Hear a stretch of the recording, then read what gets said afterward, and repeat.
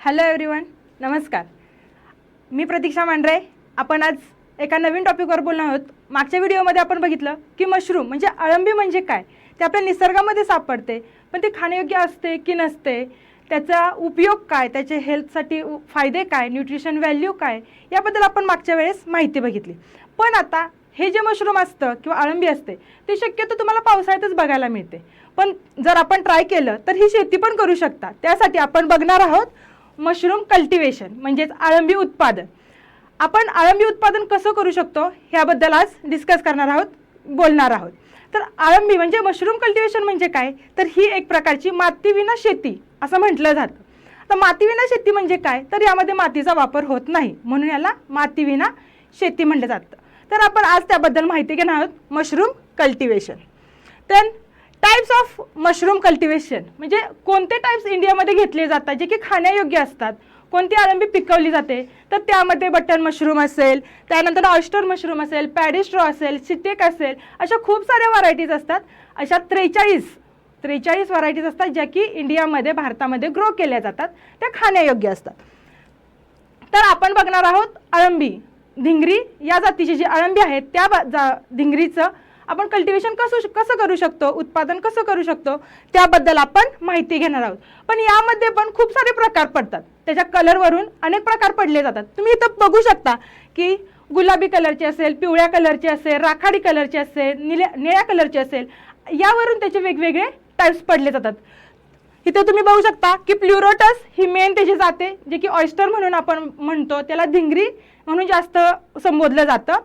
तर त्याचं कल्टिवेशन कसं करायचं याबद्दल बघणार आहोत. त्यानंतर ना ज्यावेळेस कल्टिवेशन करायचं असतं, अळंबी पिकवायची असते, तर आपल्याला काय गरज असतं, तिथं कशाचा वापर केला जातो, तर सिलेक्शन ऑफ स्पेस म्हणजे त्यासाठी एक उचित जागा निवडणं गरजेचं असतं. अशी जागा जी पॅकबंद असेल, जिथं ऊन वारा पाऊस याचा प्रादुर्भाव कमी असेल, अशी जागा निवडली जाते. त्याला मीडियम जे असतं कल्टिवेशनचं ते सिलेक्ट केलं जातं. त्याचं ॲटमॉस्फिअर मॅनेज केलं जातं, त्याची मेथड चूज केली जाते, कोणत्या मेथडनी कल्टिवेशन केलं पाहिजे. त्यानंतर त्याचं स्टेरिलायझेशन केलं जातं. स्पॉन्स, आता स्पॉन्स म्हणजे काय, तर स्पॉन्स म्हणजे अळंबी जातीचं बी, त्याचं आपण बी म्हणू शकतो, स्पॉन्सलाच बी असंही म्हणतात. त्यानंतर हार्वेस्टिंग ही जी मेथड आहे ती कल्टिवेशनमध्ये वापरली जाते. त्यानंतर कोणकोणत्या मेथडने आपण कल्टिवेशन करू शकतो, तर सगळ्यात महत्त्वाचं स्टेरिलायझेशन करावं लागतं. स्टेरिलायझेशन करण्याच्या अनेक पद्धती आहेत. त्यापैकी 4 पद्धती मी तुम्हाला इथे सांगते की जे आपण रॉ मटेरियल वापरणार आहोत त्याचं स्टेरिलायझेशन केलं जातं. स्टेरिलायझेशन म्हणजे निर्जंतुकीकरण करणं गरजेचं असतं. ते कोणतं, तर हॉट वॉटर म्हणजे गरम पाण्याने केलं जातं एक. त्यानंतर स्ट्रीम म्हणजे वाफेवरती त्याचं निर्जंतुकीकरण केलं जातं. त्यानंतर केमिकल रासायनिक पद्धतीने देखील स्टेरिलायझेशन केलं जातं. आणि ऑटोक्लेव्ह ही एक मशीन आहे ज्यामध्ये स्टेरिलायझेशन केलं जातं. ही निर्जंतुकीकरण करण्याची एक मशीन असते. त्यानंतर मटेरियल, यासाठी कोणकोणतं मटेरियल लागतं, तर सगळ्यात महत्त्वाचं अळंबी पिकवताना लागणारं सगळ्यात महत्त्वाचं मटेरियल, रॉ मटेरियल पॅडिस्ट्रॉ म्हणजे भाताचे कांड असतील, गव्हाचे कांड असतील, शेंगाचे टरफले असतील, त्यानंतर ज्वारी असेल, मका असेल, याचा पालाही तुम्ही वापरू शकता. त्यानंतर हे झालं रॉ मटेरियल. त्यानंतर फॉर्म्युलिन, स्टेरिलायझेशनसाठी फॉर्म्युलिन वापरलं जातं. स्पॉन्स, पॉलिथिन बॅग, त्यानंतर थ्रेड, स्प्रे, पिन आणि रोप का, तर त्याची हँगिंग करण्यासाठी आपल्याला त्यासाठी दोरी लागते. हे जे बेसिक गोष्टी आहेत ते आपल्याला कल्टिवेशन करताना लागतात. त्यानंतर ही आहे प्रोसेस. आता प्रोसेस म्हणजे काय, आपण कल्टिवेशन कसं करायचं ते बघितलं, कल्टिवेशनची मेथड बघितली, त्यासाठी लागणारं साहित्य पण झालं. पण आता महत्त्वाचा पॉईंट म्हणजे कल्टिवेशन कसं करायचं, त्याचं उत्पादन कसं घ्यायचं. सर्वात अगोदर आपण पॅडिस्ट्रॉ घेतलं.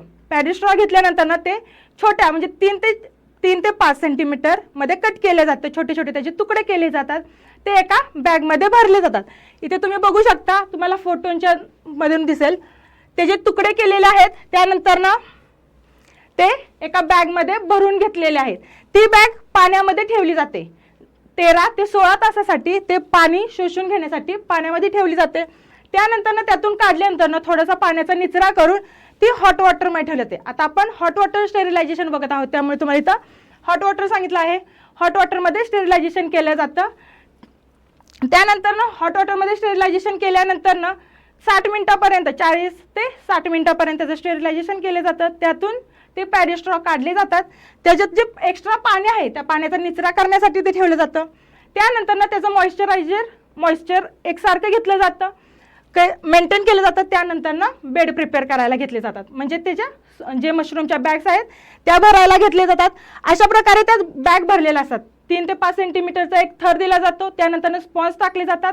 असे 4 ते 5 थर केले जातात आणि ते थ्रेडनी पॅक केले जातात. तर तुम्ही बघू शकता की बॅग्स पॅक झालेले आहेत आणि त्याला पिनिंग केलेलं आहे, म्हणजे पिननी छोटे छोटे होल केलेले आहेत.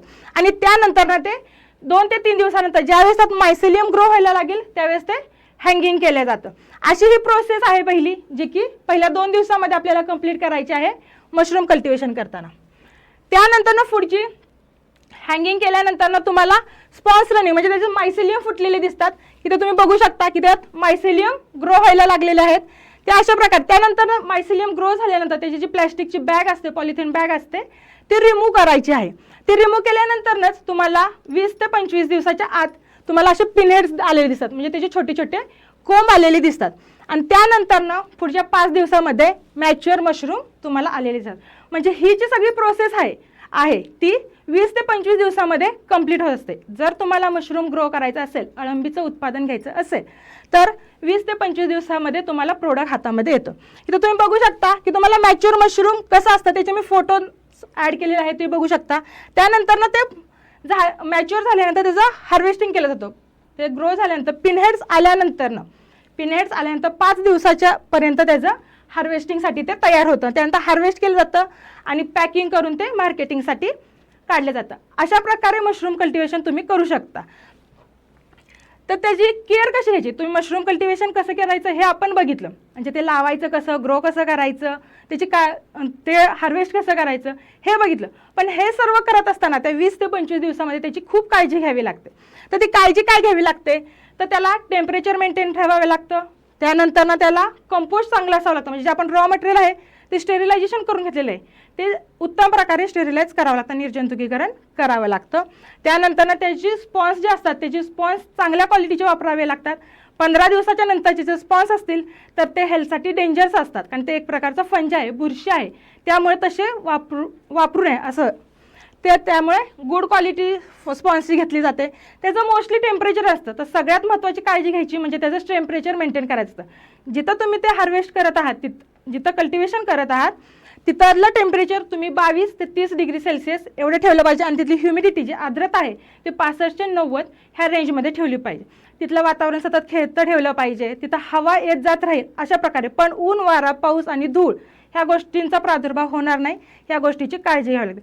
अशा प्रकारे काळजी घेऊन त्याचं कल्टिवेशन केलं जातं. तर अशा प्रकारे तुम्ही अळंबी, म्हणजे आज आपण बघितलं धिंगरी या जातीची जी अळंबी आहे त्याचं कल्टिवेशन, उत्पादन तुम्ही कसं करू शकता याबद्दल आपण माहिती बघितली आहे. याबद्दल तुम्हाला काही डाऊट्स असतील तर तुम्ही संपर्क करू शकता डिस्क्रिप्शनमध्ये आणि खाली तुम्हाला मोबाईल नंबर दिसत आहेत. थँक्यू.